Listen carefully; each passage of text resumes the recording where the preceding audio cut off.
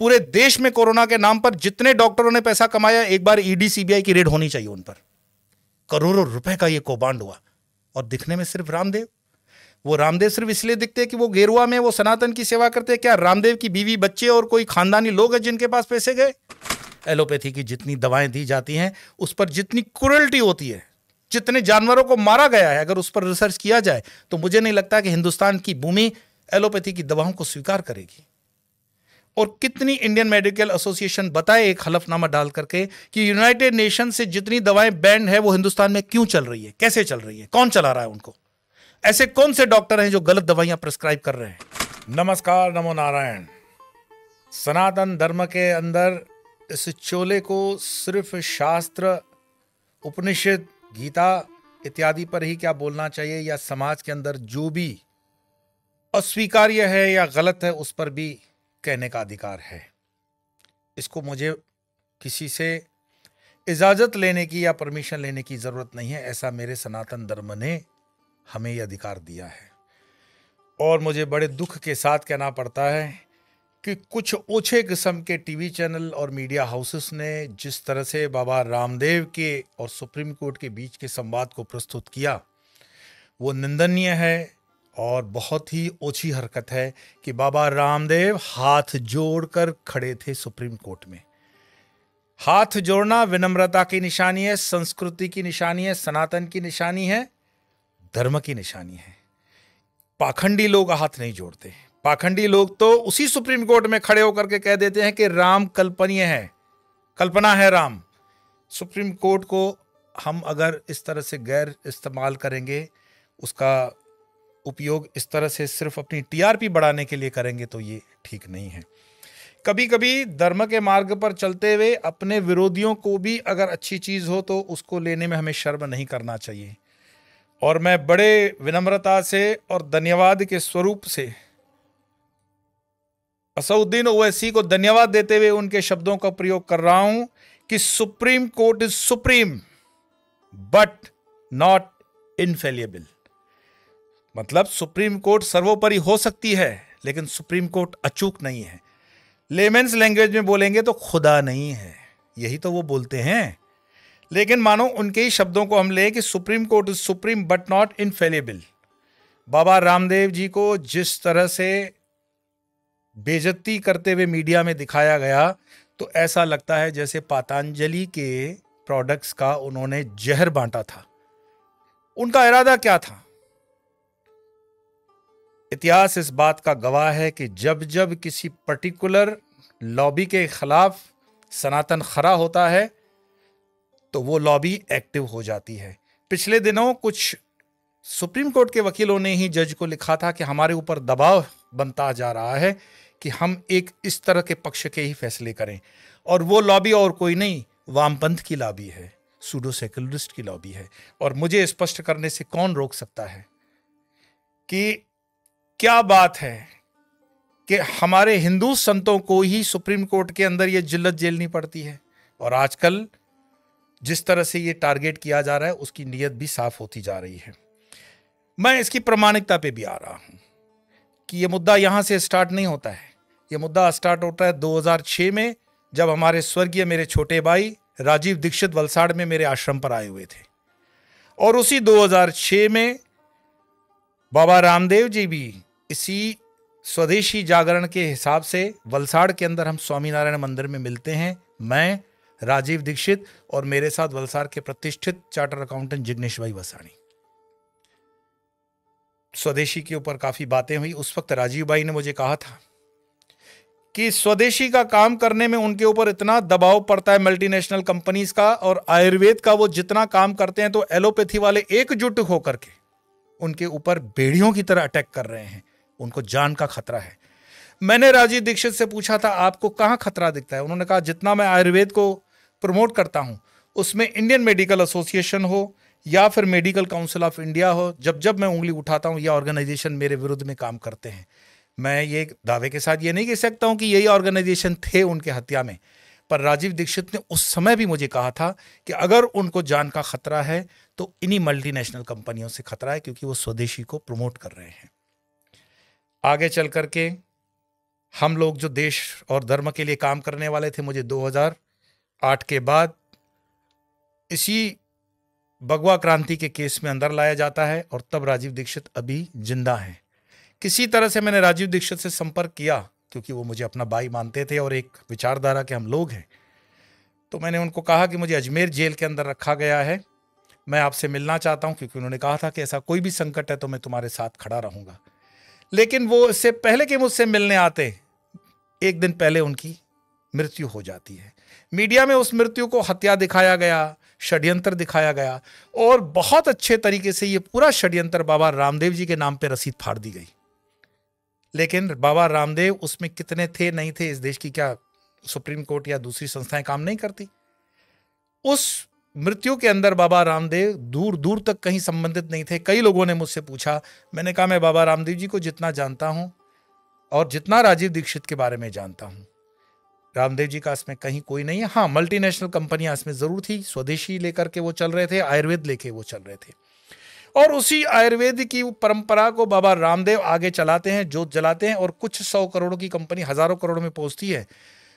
तो जो ये सरमाएदार कंपनियां होती हैं, स्पेशली वो डॉक्टर्स, मैं कहूंगा वो चुनिंदा डॉक्टर्स जो इन बड़े कंपनियों के दलाल बन करके अपने प्रोडक्ट्स को प्रिस्क्राइब करते हैं और कंपनियां उनके परिवारों को घुमाने के लिए थाईलैंड का टिकट देती हैं, नंगी पुंगी लड़कियां सप्लाई करते जाते हैं, ये बड़ा षड्यंत्र है। ये षड्यंत्र किसका है? तो क्या इंडियन मेडिकल एसोसिएशन को पता नहीं है? सुप्रीम कोर्ट उनको कहे कि आप एक अपना हलफनामा दायर करें कि आपके नीचे जुड़े हुए लोग या आपके जितने भी सदस्य हैं वो किसी भी भ्रष्टाचार में लिप्त नहीं है, ऐसा डालो आप हलफनामा। तो एक हिंदू संत को ही क्यों परेशान किया जा रहा है? सिर्फ उसका दोष यही है कि वो अपने देशवासियों को सादे इलाज में, कम पैसों में इलाज दे रहा था कोरोना का। और कोरोना का इलाज जो मेडिकल वर्ल्ड दे रही थी, एलोपैथी, वो कितना प्रमाणित था? मुझे बताओ, कोविड से पहले वो जो ऑक्सीजन नापने वाला मीटर था वो हिंदुस्तान में था क्या? नहीं था। उसको कौन प्रमोट कर रहा था? एलोपैथी के डॉक्टर कर रहे थे। हजारों रुपयों के अंदर पर्टिकुलर एक इंजेक्शन चल रहा था, रेमडेसिविर, REMDESIVIR, रेमडेसिविर जो इंजेक्शन चल रहा था, मुझे बिल्कुल याद है 25 हजार रुपए में वो इंजेक्शन नहीं मिल रहा था। तो उस इंजेक्शन की ब्लैक मार्केटिंग कौन करवा रहा था? कोई आयुर्वेदिक का डॉक्टर था क्या? तो चट्टे बट्टे तो उसी ऑर्गेनाइजेशन के रहे होंगे, डॉक्टर आपके मेंबर से उसमें। अब अगर बाबा रामदेव ने गरीबों के लिए आयुर्वेदिक मेडिसिन बना करके, कोरोनल जो भी वो था दवा, मैंने स्वयं से उसका उपयोग किया हुआ है और उसमें मैं बिल्कुल प्रामाणिकता के साथ कहता हूं फर्क पड़ता है, आज भी फर्क पड़ता है। लेकिन अगर उसकी मार्केटिंग को मान लो कि उस मार्केटिंग को लेकर के थोड़ा बहुत इधर उधर हुआ, तो मार्केटिंग क्या बाबा रामदेव ही गलत करते हैं क्या? मैं जो रिसर्च वर्क कर रहा हूं उसमें मैं आपको कुछ एडवर्टाइजमेंट का एग्जाम्पल बताऊं, तो आप मुझे बताओ, जब माननीय सुप्रीम कोर्ट ने बाबा रामदेव जी के विषय में एक अच्छा खासा स्टेटमेंट किया है कि आपका मीडिया विभाग आपसे अलग नहीं है, बिल्कुल सही बात है। अगर बाबा जी का मीडिया विभाग बाबा से अलग नहीं है और वो गलत मीडियाबाजी कर रहा है तो दोष है। लेकिन मुझे बताओ, जितने मेडिकल प्रोडक्ट्स टीवी पर, रेडियो पर, पत्रिकाओं में छपते हैं, उनका मीडिया का विभाग क्या उन कंपनियों से अलग है क्या? या वो मेडिकल काउंसिल ऑफ इंडिया से अलग है क्या? उसकी जवाबदारी कौन लेगा? कि डीओ लगाने से ऐसी लड़की मिलती है क्या? एनर्जी ड्रिंक पीने से बच्चे मजबूत होते हैं क्या? आई एम अ बेटा बॉय, लेक्स गर्ल, उसमें लंबाई बढ़ती है, मेडिकल काउंसिल उसमें दान दे रही है क्या? क्या शाहरुख खान या ऐसे कोई एक्टर्स जो भी हैं, जब किसी प्रोडक्ट की प्रमोशन करते हैं तो वो प्रमाणिकता के आधार पर होता है क्या? पान जैसे गुटखे मसालों का जो प्रमोशन होता है उसमें ये चीज़ें देखी जाती है क्या? क्या रिफाइंड तेल खाना, जब करीना कपूर नाच नाच के आती है और वो कहती है इसकी सुंदरता में वो तेल है, वो तेल खाने से करीना कपूर जैसी सुंदरता मिलती है क्या? क्या आलिया और करीना के लक्स से नहाकर आने पे जो सुंदरता मिलती है वो हमारी माँ बहनों को मिल रही है क्या? क्या फेयर एंड हैंडसम क्रीम लगाने से सांवला व्यक्ति भी सुंदर हो जाता है क्या? मुझे तो समझ में नहीं आ रहा है। वो जो मसल करने वाले टैबलेट्स होते हैं और वो जो दीवारों पे लिखा रहता है कि आपकी जवानी में मायूस ना हो, करीम खान का संपर्क करें, तो वो जो एडवर्टाइजमेंट है वो प्रमाणिक है क्या? अब 50 और एडवर्टाइजमेंट मेरे पास लिखे हुए हैं। सुप्रीम कोर्ट इस पे नहीं ले सकता कदम। सारे मल्टीनेशनल कंपनियों के एडवर्टाइजमेंट फर्जी हैं, और मैं नाम लेकर के कहता हूं, कॉलगेट कंपनी ने कभी एडवर्टाइजमेंट किया था कि क्या पेस्ट में कोलसा डाल करके करोगे, जंगली हो, उस तरह का कोई मतलब उनका भाव था, और बाद में वही कोलसा डाल करके अपनी पेस्ट को प्रमोट करते हैं। जिन लोगों ने तुलसी को कभी माना नहीं, वो आज तुलसी के तेल निकाल निकाल कर हमारा तेल निकाल रहे हैं। तो क्या मेडिकल काउंसिल ऑफ इंडिया को पता नहीं है कि ये अनएथिकल प्रैक्टिसेस हैं? मेडिकल काउंसिल ऑफ इंडिया को क्यों लगता है कि सिर्फ रामदेव जी ने ही जो एडवर्टाइजमेंट किया वो गलत है, दूसरे लोग गलत नहीं करते हैं? और मान लो इस चीज के अंदर अगर मैं कहूं कि एक बहुत बड़ी बहस हो जाए राष्ट्र के अंदर, तो आप डॉक्टर BM हेगड़े जी को बुला दीजिए। वो तो एलोपैथी के डॉक्टर हैं, वो आयुर्वेद के विषय में बोले, पद्म विभूषण है। अगर आप इस पर और चर्चा करने चाहते हैं तो बुलाइए डॉक्टर विश्वरूप रॉय को, जो काम कर रहे हैं इस क्षेत्र में। उनको पूछिए आयुर्वेद क्या है और एलोपैथी क्या है। होम्योपैथी के डॉक्टरों को, एक्सपर्ट्स को बुलाइए और पूछिए। कोरोना के अंदर जिन्होंने काम किया उन डॉक्टर्स का, वो जब एक आए थे इंडियन मेडिकल एसोसिएशन के अधिकारी और वो इंटरव्यू दे रहे थे किसी चैनल को, इतनी गरीब इंटरव्यू, इतनी प्रेजुडाइज इंटरव्यू, इतनी बायस्ड इंटरव्यू दे रहे हैं। वो कह रहे हैं कि जब सब डर के मारे घर में बैठे थे तब इंडियन मेडिकल एसोसिएशन के जो लोग हैं ना, डॉक्टर्स मतलब, वो काम कर रहे थे। अरे भैया, मैं भुगत भोगी हूं। डॉक्टर हाथ लगाने पे भी नहीं आते थे, उनके कंपाउंडर आते थे, और 50 हजार कंसल्टेशन लिया गया है। वलसाड़ जैसी छोटी सी एरिया के अंदर लाखों रुपया लोगों से लिए गए कोरोना के नाम पर। पूरे देश में कोरोना के नाम पर जितने डॉक्टरों ने पैसा कमाया, एक बार ईडी सीबीआई की रेड होनी चाहिए उन पर। करोड़ों रुपए का ये कौभांड हुआ, और दिखने में सिर्फ रामदेव। वो रामदेव सिर्फ इसलिए दिखते हैं कि वो गेरुआ में वो सनातन की सेवा करते हैं। क्या रामदेव की बीवी, बच्चे और कोई खानदानी लोग हैं जिनके पास पैसे गए? इस देश का कानून है सबके लिए एक जैसा है, ठीक है, लेकिन हिंदू ही प्रताड़ित क्यों होता है? हिंदू संत अगर किसी छोटे से काम के अंदर पकड़ा जाता है, मैं कल एक आज तक वाले की ट्वीट देख रहा था, पुजारी ने की 62 साल वाली लड़की से शादी। वो पुजारी नहीं, पादरी था, बाद में उनको करेक्शन करना पड़ा। ये क्या मानसिकता दिखाता है कि हिंदुओं को नीचे गिराओ, और इसमें एक पर्टिकुलर लॉबी इन्फ्लुएंस कर रही है। और आज समय आ गया है जब सनातनियों को खड़ा होकर के सोचना पड़ेगा कि अगर वो उनके धर्म के खिलाफ या सनातन के खिलाफ ये षड्यंत्र कर रहा है तो उनको किस तरफ जाना चाहिए। मैं धन्यवाद दूंगा ओवैसी, चाहे जैसे भी नेता हों, बैरिस्टर हैं, बैरिस्टर, और वो भी लंदन के पढ़े लिखे, छोटे मोटे इंसान नहीं है। जब वो इतनी कहने की ताकत रख सकते हैं कि supreme court is supreme but not infallible, supreme court ने उस पर कोई टिप्पणी की क्या? नहीं, मतलब उन्होंने स्वीकार कर लिया कि हाँ, चूक तो हमसे होती है। मार्कंडेय काजू सुप्रीम कोर्ट के जज रह चुके हैं। हिंदुओं को नीचा दिखाने के लिए खुले मंचों से कहते हैं हाँ, मैं गौ मांस खाता हूं। यह मानसिकता दिखाता है उन सीटों पर बैठे हुए लोगों की जो खाते तो ले और पगार लेते हैं हिंदू टैक्स पेयर का। मेजॉरिटी 80% हिंदू है, टैक्स पेयर कौन है? और हिंदुओं के विरोध में ये काम करते हैं। इस चीज को हमें थोड़ा गहराई से समझना पड़ेगा। इंडियन मेडिकल एसोसिएशन की स्थापना होती है 1928 में, अंग्रेजों के जमाने में। और आयुर्वेद इस देश में कब से है? इस देश की जड़ें कहां से हैं? और ये दोष मेरे ख्याल से है तो आयुर्वेद वालों का कि वो कभी भी ऑर्गेनाइज तरीके से नहीं आए, उन कभी संगठित नहीं हुए, कभी उनकी कोई एसोसिएशन सुप्रीम कोर्ट में नहीं गई। आप खुद से देखो, जितने भी मेडिकल रिप्रेजेंटेटिव्स हैं, आपके मेडिकल के ऊपर चीज प्रिंट होती है। मैं तो ये हर एक मेडिसिन की दवा देखता हूं। क्या इंडियन मेडिकल एसोसिएशन को पता नहीं है कि प्रिंट जिस पे 70 रुपया लिखी गई है, वो चीज प्रोटीन का डब्बा जिस पर लिखा गया है 300 रुपया 50-60 रुपए में मिल जाता है? कितनी मार्जिन से खेला जा रहा है। और ये सारा का सारा एलोपैथी में ज्यादा से ज्यादा होता है, आयुर्वेद में उतना नहीं है, क्योंकि आयुर्वेद को सिस्टमेटिकली इस देश से बदनाम करने का षड्यंत्र किया जा रहा है। और जिसने एक हिम्मत दिखाई है ऑर्गेनाइज तरीके से इसको ऊपर लाने की, वो मात्र और मात्र बाबा रामदेव है। और मुझे तो कभी कभी इतना शर्म भी आती है कि ये किस मुंह से बोलते हैं कि एलोपैथी सर्वोपरि हो सकती है। जब पेंसिलिन निकली थी तब कहा गया कि ये अचूक एक दवा है, फिर पेंसिलिन के साइड इफेक्ट्स आए, उन्होंने विड्रॉ कर दिया। हजारों दवाएं हर साल निकलती है, हजारों दवाएं, वो बोलते हैं वो रिसर्च वर्क चल रहा है। लेकिन आयुर्वेद में रिसर्च वर्क इस तरह का नहीं है, क्योंकि इसका साइड इफेक्ट बहुत कम दिखाया गया है।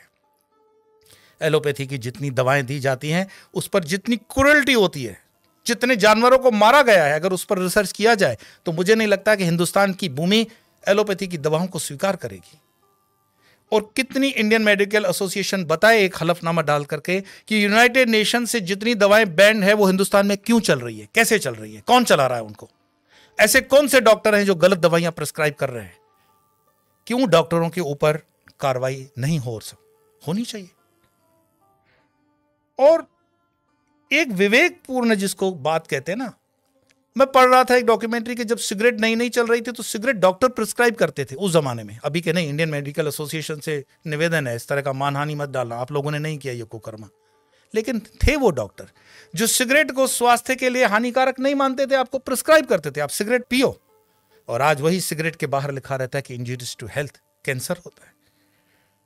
तो जो भी चेंज होता है वो एलोपैथी में हुआ, आयुर्वेद में उतना नहीं हुआ। आयुर्वेद एक पद्धति, हजारों सालों की पद्धति हुई है, आजमाई हुई पद्धति हुई है, और उसमें बाबा जी का क्या इंटेंशन है वो भी देखना पड़ेगा। और कोविड के अंदर जितनी भी चीजें हुई, मैं एक और चीज देख रहा था, कोविड के अंदर आपको पता है ज्यादा से ज्यादा मौतें कैसे हुई, इसके पीछे सरकार को एक हलफनामा डालना चाहिए। मैं बहुत बड़ा साइंटिस्ट नहीं हूं, मैं दावा भी नहीं कर रहा हूं, लेकिन अगर एक एक घर से पूछा जाए कि कोविड के अंदर जितनी मृत्यु हुई है वो मृत्यु सिर्फ और सिर्फ उनकी हुई है जिनको ऑक्सीजन दी गई थी, क्योंकि वो ऑक्सीजन 100% हमारे लंग्स के देने के लायक थी भी नहीं थी। किसी ने चेक किया नहीं किया, गॉड नोस। किसी पेशेंट को जब आप ऑक्सीजन देते हो तो क्या उसको ऑक्सीजन प्योर जरूरी है? इसका प्रमाण इसी से होता है कि इस पूरे ब्रह्मांड के अंदर या इस एटमॉस्फेयर के अंदर हम जो हवा लेते हैं उसमें 78% नाइट्रोजन होता है, 21% उसमें ऑक्सीजन होता है और 1% होता है कार्बन डाइऑक्साइड। तो ऑक्सीजन की मात्रा कितनी हुई? 21%। और जो पेशेंट ऑक्सीजन की वजह से गिर रहा हो, मर रहा हो, उसको ऑक्सीजन 100% जब आप देते हो, मुझ जैसे अनपढ़ आदमी को बताओ लॉजिकली प्योर 100% ऑक्सीजन उसके लिए जरूरी है, या जो परमात्मा ने हमारे लिए रखी है 78 और 21 वाला, उस पर विचार करना चाहिए। मैं ये नहीं कहता हूं जो मैं कह रहा हूं वो प्रमाणिक है, पर इस पर विचार करना चाहिए और इंडियन मेडिकल एसोसिएशन पे इसको रिसर्च करना चाहिए। बाबा जी ने हाथ क्या जोड़ लिए, कुछ चैनल वालों ने तो ऐसा समझ लिया कि हिंदू नंगा पुंगा हो गया और बाबा जी ने जैसे पूरे हिंदुत्व की तरफ से हाथ जोड़ लिए हों। वो चैनल याद रखें, आचार्य महासभा के वो सदस्य हैं और आचार्य महासभा ने अभी तक अगर स्टेटमेंट जारी नहीं किया उनके पक्ष में तो उनको कर देना चाहिए। आयुर्वेद के सब डॉक्टरों को बाबा रामदेव के साथ आना चाहिए और आयुर्वेदिक प्रेमी जितने भी हिंदुस्तान के अंदर हैं उनको बाबा जी के साथ खड़ा होना चाहिए। मुझे लगता है कि जिस तरह का सम्माननीय सुप्रीम कोर्ट उनके साथ व्यवहार कर रहा है, वो व्यवहार इंडियन मेडिकल एसोसिएशन द्वारा की हुई 75 साल की गलतियों के लिए उनको भी कटघरे में खड़ा करना चाहिए। ये समय है एक स्वस्थ बहस करने का कि क्या सही है क्या गलत है। मैं आपके विवेक पर छोड़ता हूं कि यह विषय सिर्फ देश का नहीं, सनातन का नहीं, धर्म का नहीं, यह राष्ट्र टोटल ओवरऑल ह्यूमैनिटी का भी है, मानवता का भी है। आज इतना ही, फिर मिलेंगे अगले किसी विषय में, तब तक के लिए नमो नारायण।